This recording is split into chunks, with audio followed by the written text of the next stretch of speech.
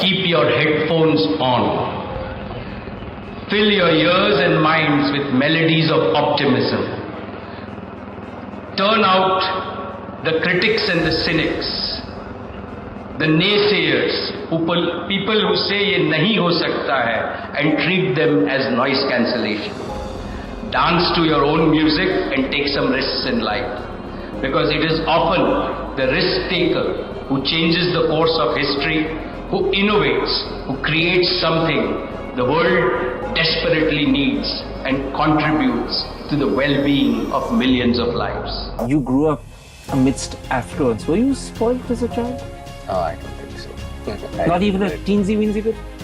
No, I really think that, for us, all four of us, myself, Anil, Dipti, Neena, we were a very close-knit family. And in those years, Papa spent an awful amount of time with us while the business was being done. These are the most difficult years of growing a business from scratch. So he always found time for his children. It was every Sunday that was 100% devoted to us. What he did is brought the best out of all four of us. And he was not the typical disciplinarian, or he would not spoil except my youngest sister Neena, but that also within limits.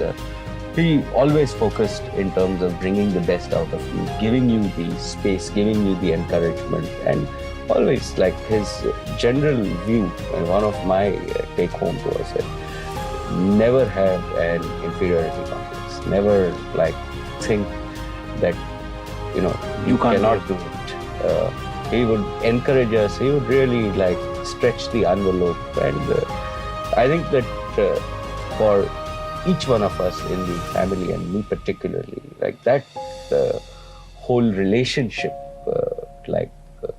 is something that is a lesson on a lifelong basis. Put on your running shoes.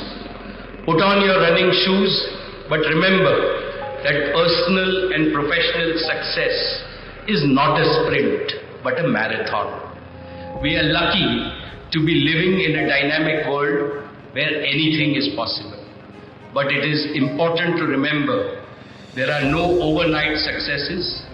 You will need to be dedicated, single-minded, and there is no substitute to hard work.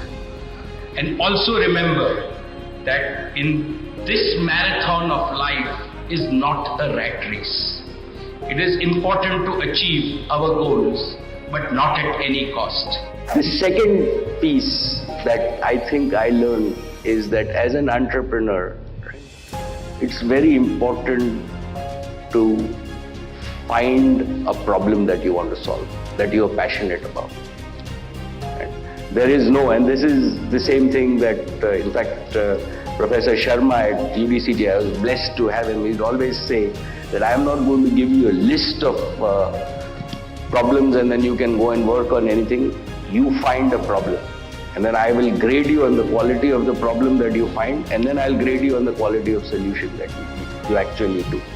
So the same rules apply for an entrepreneur, that it's not solving problems, it's first finding problems. Once you find the problem, then you solve it. The first lesson is courage. Nobody has ever achieved anything big in business or in any walk of life without courage. Of course, whenever you do anything big, you do feel a little scared. But you've got to conquer fear to discover the hidden hero within you. With courage, with self-belief, and the can-do spirit, you overcome any adversity. Failures are normal. With all the success that one sees, people, even in my own case, don't see how many times I have failed before I succeed. So they are just a step before you succeed. So never get disheartened by failures.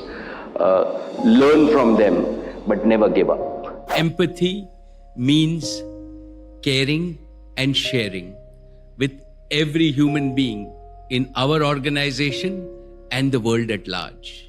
The more we care, the higher we grow as human beings. I understand empathy as dil ki daulat.